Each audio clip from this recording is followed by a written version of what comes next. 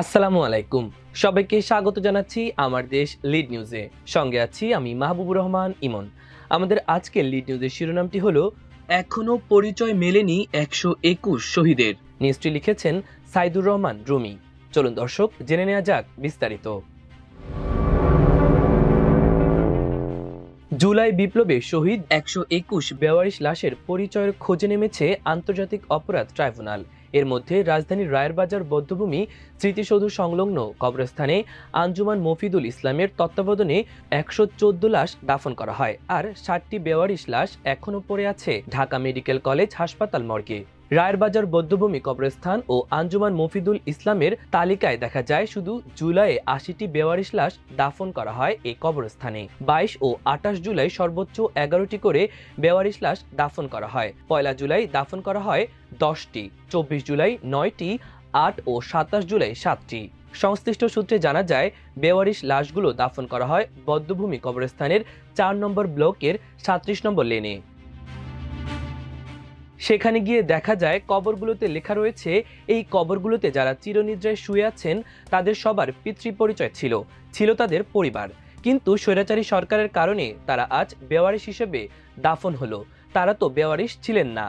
আন্তর্জাতিক অপরাধ ট্রাইব্যুনালের প্রসিকিউটর ব্যারিস্টার এস.এম. মইনুল করিম বলেন, বেওয়ারিশ প্রতিটি লাশের ডিএনএ নমুনা এবং ছবি সংশ্লিষ্ট কর্তৃপক্ষের কাছে রাখা হয়েছে।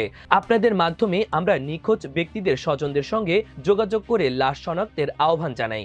এর মধ্যে যাত্রাবাড়ি এলাকায় শহীদ রফিকুল ইসলামের পরিবার আমাদের সঙ্গে যোগাযোগ করেছেন। তাদের দাবি যাচাই বাছাই চলছে।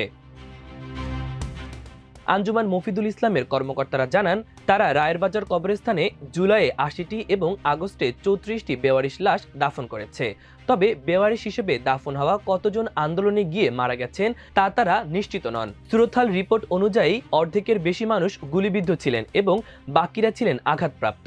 সংস্থাটির হিসাবে দেখা যায় জুলাইয়ে প্রাপ্ত বেওয়ারিশ লাশগুলো বিভিন্ন হাসপাতাল থেকে তাদের কাছে আসে। এর মধ্যে 1 জুলাইয়ের 10টি লাশই আসে ঢাকা মেডিকেল থেকে, 22 জুলাইয়ের 11 লাশের 9টি আসে ঢাকা মেডিকেল এবং 2টি আসে সোহরাওয়ার্দী মেডিকেল থেকে। 25 জুলাইয়ের 3টি লাশের সবকটি আসে গাজীপুর শহীদ তাজউদ্দিন মেডিকেল মর্গ থেকে। 31 জুলাই বেওয়ারিশ 3টি লাশ আসে মিটফোর্ড মেডিকেল মর্গ থেকে।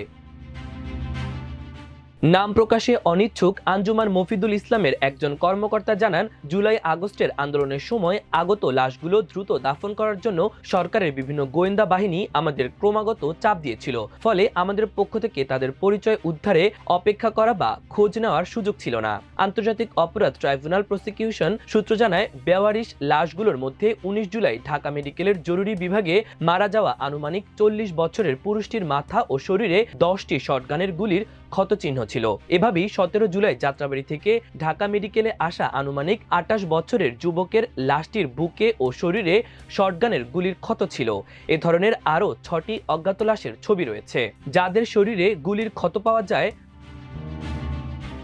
বৌদ্ধভূমি কবরস্থানে সংশ্লিষ্টরা জানান, এখনও বহু স্বজন আঞ্জুমান মফিদুল ইসলামে বেওয়ারিশ লাশের ছবি দেখে নিশ্চিত হতে ছুটে আসেন। কবরস্থানের 4 নম্বর ব্লকে একটু পরপর ছোট ছোট বাঁশ পুঁতে একজন করে বেওয়ারিশ লাশের কবর চিহ্নিত করা আছে। এর বাইরে কোনটি কার কবর বা অন্য কোনো চিহ্ন নেই। আওয়ামী সরকারের চাপে এবং তাড়াহুড়ায় সরকারি চাপে এটি করতে হয়েছে, তাই বেওয়ারিশ লাশ হিসেবে দাফন করা হয়েছে এমন পরিবারের সদস্যরা শেষ পর্যন্ত ডিএনএ পরীক্ষার উপর ভরসা করছেন। বিশিষ্ট অপরাধ বিশেষজ্ঞ আহমেদ মারুফ জানান, নিখোঁজ ব্যক্তি বা এখনও অজ্ঞাত লাশের পরিচয় শনাক্তে সংশ্লিষ্ট সব সংস্থার প্রতিনিধি সমন্বয়ে একটি স্থায়ী সেল গঠন করা দরকার, যার মাধ্যমে প্রতিটি নিখোঁজ ব্যক্তি ও অজ্ঞাত লাশের একটি অনলাইন ডেটাবেজ যোগাযোগের নম্বরগুলো দেয়া থাকবে।